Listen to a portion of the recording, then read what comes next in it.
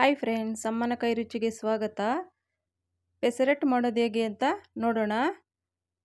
ಒಂದೇ ಥರ ದೋಸೆ ತಿಂದು ಬೇಜಾರಾಗಿದ್ದಾಗ ಈ ಥರ ಮಾಡಿಕೊಂಡ್ರೆ ತುಂಬಾ ರುಚಿನೂ ಇರುತ್ತೆ, ಹೆಲ್ತ್ಗೂ ಒಳ್ಳೆಯದು. ಹೆಸ್ರು ಕಾಳು ಹಾಕಿರೋದ್ರಿಂದ ಒಂಥರ ಡಿಫ್ರೆಂಟಾಗಿರುತ್ತೆ. ಮಕ್ಕಳಿಗೆಲ್ಲ ತುಂಬಾ ಇಷ್ಟ ಆಗುತ್ತೆ. ಬಾಕ್ಸ್ಗೆಲ್ಲ ಹಾಕ್ಬೋದು, ಈಸಿಯಾಗೆ ಮಾಡ್ಕೊಳ್ಬೋದು. ಹೇಗೆ ಮಾಡೋದು ಅಂತ ನೋಡೋಣ.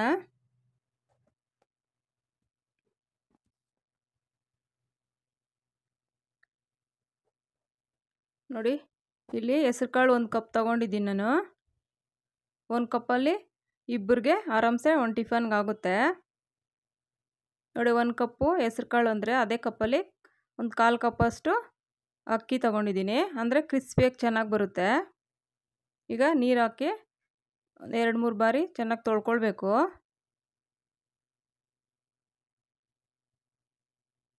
ನೋಡಿ, ತೊಳೆದಿದ್ದಾಗಿದೆ. ಈಗ ನೆನೆಯಕ್ಕೆ ಬಿಡಬೇಕು. ನೀವು ರಾತ್ರಿ ಮಾಡ್ತೀರಿ ಅಂದರೆ ಬೆಳಗ್ಗೆನೇ ನೆನೆಸಿಡಬೇಕು. ಇಲ್ಲಾಂದರೆ ಬೆಳಗ್ಗೆ ಮಾಡ್ತೀವಿ ಅಂದರೆ ರಾತ್ರಿಯೇ ಒಂದು ನೈಟು ನೆನೆಸಿಡಬೇಕು. ಆಗ ಚೆನ್ನಾಗಿ ಬಂದಿರುತ್ತೆ. ನೆಂದಾಗ ಚೆನ್ನಾಗಿ ಬರುತ್ತೆ ದೋಸೆ. ನೋಡಿ, ಚೆನ್ನಾಗಿ ನೆಂದಿದೆ, ಉಬ್ಬಿದೆ. ನೋಡಿ, ಹೆಸ್ರು ಕಾಳೆಲ್ಲ ಮೊಳಕೆನೂ ಒಡ್ಕೊಳ್ತಾ ಇದೆ. ಈಗ ಇದನ್ನ ರುಬ್ಕೊಳ್ಬೇಕು. ಒಂದು ಮಿಕ್ಸಿ ಜಾರ್ ತಗೊಂಡು ನೋಡಿ, ನೆನೆಸಿರೋಂಥ ಹೆಸ್ರು ಕಾಳು ಇದಕ್ಕೆ ಸೇರಿಸ್ಕೊಳ್ಬೇಕು. ತುಂಬ ಹೊತ್ತು ನೆಂದರೆ ಮೊಳಕೆ ಥರನೂ ಬರುತ್ತೆ. ಇನ್ನೂ ತುಂಬಾ ಒಳ್ಳೆಯದು ಮೊಳಕೆ ಕಾಳು ಸೇವಿಸೋದ್ರಿಂದ. ನೋಡಿ, 2 ಹಸಿಮೆಣಸಿನ್ಕಾಯಿ, ಶುಂಠಿ ಸ್ವಲ್ಪ, ರುಚಿಗೆ ತಕ್ಕಷ್ಟು ಉಪ್ಪು ಇವಾಗಲೇ ಹಾಕಿದ್ದೀನಿ ನಾನು. ಫಸ್ಟ್ ಒಂದು ಸರಿ ಈ ಥರ ರುಬ್ಕೊಂಡು ಆಮೇಲೆ ನೀರು ಹಾಕ್ಕೊಂಡು ರುಬ್ಕೊಳ್ಬೇಕು. ನೋಡಿ, ರುಬ್ಬಿದಾಗಿದೆ. ಒಂದು ಬೌಲ್ಗೆ ಹಾಕ್ಕೊಂಡು ನೋಡಿ, ಅದೇ ನೀರಲ್ಲೇ ಮಿಕ್ಸಿ ಜಾರ್ಗೆ ಸ್ವಲ್ಪ ಹಾಕಿ ನೋಡಿಕೊಂಡು, ತುಂಬಾ ತೆಳುವಿರಬಾರ್ದು, ಗಟ್ಟಿನೂ ಇರಬಾರ್ದು, ಮೀಡಿಯಮ್ ಅದಕ್ಕಿರಬೇಕು. ನೋಡಿ, ತುಂಬ ಚೆನ್ನಾಗಿ ಬಂದಿದೆ, ನುಣ್ಣಗೂ ಬಂದಿದೆ. ನೋಡಿ, ಈ ಹದ ಇರಬೇಕು. ಈಗ ಅದಕ್ಕೆ ಒಂದು ಸ್ವಲ್ಪ ಚಟ್ನಿ ಮಾಡ್ಕೊಳ್ಬೇಕು. ನೋಡಿ, ಬಾಣಲೆಗೆ 1-2 ಚಮಚ ಎಣ್ಣೆ ಹಾಕ್ಕೊಂಡು ಸ್ವಲ್ಪ ಸಾಸಿವೆ, ಕಡಲೆಬೇಳೆ 1 ಚಮಚ, ಒಣಮೆಣ್ಸಿನ್ಕಾಯಿ ನೋಡ್ಕೊಂಡು ಹಾಕ್ಕೊಳ್ಬೇಕು ಖಾರಕ್ಕೆ. ನಾವು ರುಬ್ಬೋದಕ್ಕೂ ಹಸಿಮೆಣ್ಸಿನ್ಕಾಯಿ ಹಾಕಿದ್ದೀನಿ. ಈಗ ಅದಕ್ಕೆ ಒಂದು ಅರ್ಧ ಸ್ಪೂನಷ್ಟು ಧನಿಯಾ ಕಾಳು,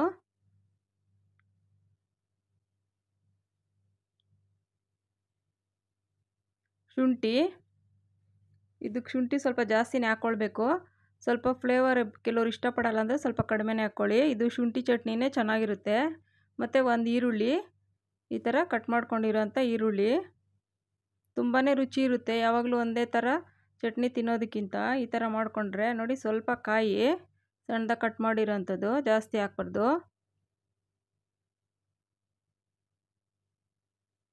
ಶುಂಠಿ ಬೇಕಾದರೆ ಇನ್ನೂ ಸ್ವಲ್ಪ ಹಾಕ್ಕೊಳ್ಬೋದು. ಇದಕ್ಕೆ ಜೀರಿಗೆನೂ ಸೇರಿಸ್ಕೊಳ್ಬೋದು. ನಾನಿಲ್ಲಿ ಜೀರಿಗೆ ಹಾಕ್ತಾಯಿಲ್ಲ.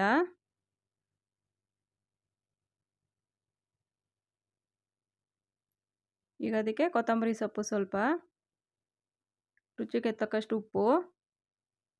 ನೋಡಿ, ಹುಣಸೆ ರಸ ನೋಡಿಕೊಂಡು ಎಷ್ಟು ಬೇಕೋ ಹಾಕ್ಕೊಳ್ಬೇಕು. ನೋಡಿ, ಈಗ ತಣ್ಣಗಾಗಿದೆ,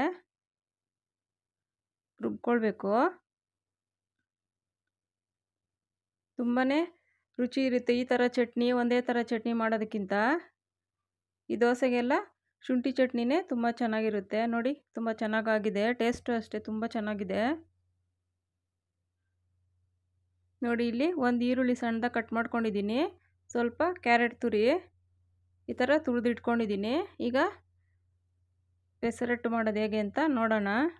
ನೋಡಿ, ಒಂದು ತವ ಮೇಲೆ ಒಂದು ಸ್ವಲ್ಪ ಎಣ್ಣೆ ಹಾಕ್ಕೊಂಡು ನೋಡಿ, ಈ ಥರ ಈರುಳ್ಳಿನಲ್ಲಿ ಈ ಥರ ಚೆನ್ನಾಗಿ ಕೈ ಆಡಿಸ್ಬಿಟ್ಟು ಆಮೇಲೆ ಹಾಕಿದ್ರೆ ತುಂಬಾ ಚೆನ್ನಾಗಿ ಬರುತ್ತೆ ದೋಸೆ.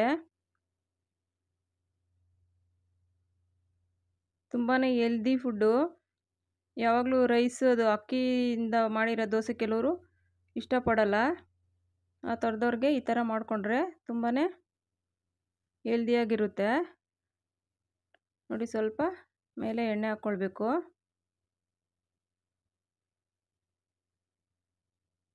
ನಾನು ಇದೊಂದು ಪ್ಲೇನ್ ದೋಸೆ ಮಾಡ್ತಾಯಿದ್ದೀನಿ. ನೆಕ್ಸ್ಟ್ ಮೇಲೆ ಈರುಳ್ಳಿ ಎಲ್ಲ ಹಾಕಿ ನೋಡಿ, ತುಂಬಾ ಚೆನ್ನಾಗಿ ಬರ್ತಾಯಿದೆ.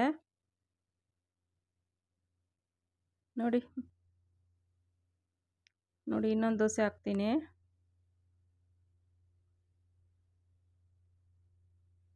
ತಿನ್ನೋದಕ್ಕೂ ಅಷ್ಟೇ ತುಂಬ ಟೇಸ್ಟಿ ಇರುತ್ತೆ.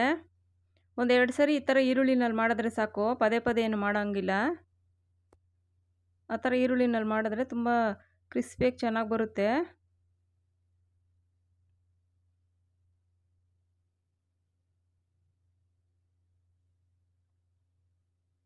ನಾವು ಎಷ್ಟು ದೊಡ್ಡದು ಬೇಕಾದರೂ ಮಾಡ್ಕೊಳ್ಬೋದು. ನೋಡಿ, ಮೇಲೆ ಸ್ವಲ್ಪ ಈರುಳ್ಳಿ ಈ ಥರ, ಸ್ವಲ್ಪ ಕ್ಯಾರೆಟ್ ಈ ಥರ ಉದುರಿಸ್ಕೊಳ್ಬೋದು. ನೀವು ಬೇಕು ಅಂದರೆ ಹಸಿಮೆಣ್ಸಿನ್ಕಾಯಿ ಹಾಕ್ಕೊಳ್ಬೋದು, ಮತ್ತು ಕೊತ್ತಂಬರಿ ಸೊಪ್ಪು ಹಾಕ್ಕೊಳ್ಬೋದು. ತಿನ್ನಬೇಕಾದ್ರೆ ಟೇಸ್ಟ್ ಚೆನ್ನಾಗಿ ಬರುತ್ತೆ.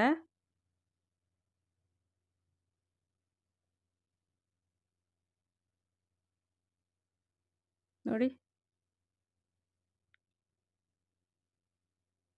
ಏನು ತಿರ್ಗ್ಸೋದೇನು ಬೇಡ, ಹಾಗೆ ಮುಡ್ಚಿದ್ರು ಸಾಕು, ಚೆನ್ನಾಗಿ ಬೆಂದಿರುತ್ತೆ.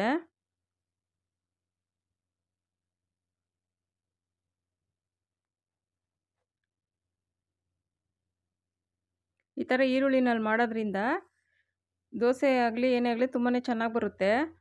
ಆ ಟೇಸ್ಟು ಒಂಥರ ಚೆನ್ನಾಗಿ ಬರುತ್ತೆ, ಈರುಳ್ಳಿ ಫ್ಲೇವರು.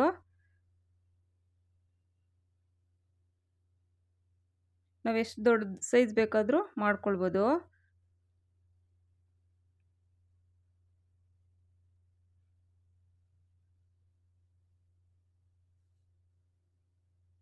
ನೋಡಿ, ಇದಕ್ಕೆ ಈರುಳ್ಳಿ ಕ್ಯಾರೆಟು ಈ ಥರ ಮೇಲೆ ಉದುರಿಸ್ಕೊಂಡ್ರೆ ನೋಡೋಕ್ಕೂ ಚೆನ್ನಾಗಿರುತ್ತೆ, ತಿನ್ನೋಕ್ಕೂ ಟೇಸ್ಟ್ ಚೆನ್ನಾಗಿ ಬರುತ್ತೆ.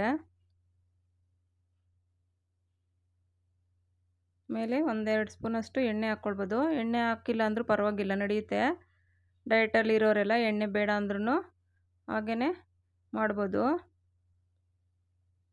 ಒಮ್ಮೆ ಟ್ರೈ ಮಾಡಿ ನೋಡಿ, ತುಂಬಾ ಟೇಸ್ಟಿಯಾಗಿರುತ್ತೆ. ನೋಡಿ, ಪೆಸರಟ್ಟು ರೆಡಿ.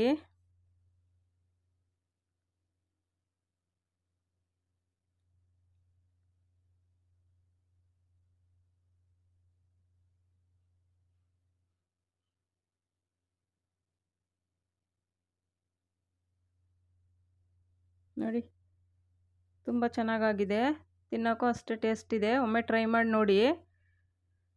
ಈ ಶುಂಠಿ ಚಟ್ನಿ ಜೊತೆ ಅಂತೂ ತುಂಬಾ ರುಚಿ ಇರುತ್ತೆ. Thank you friends.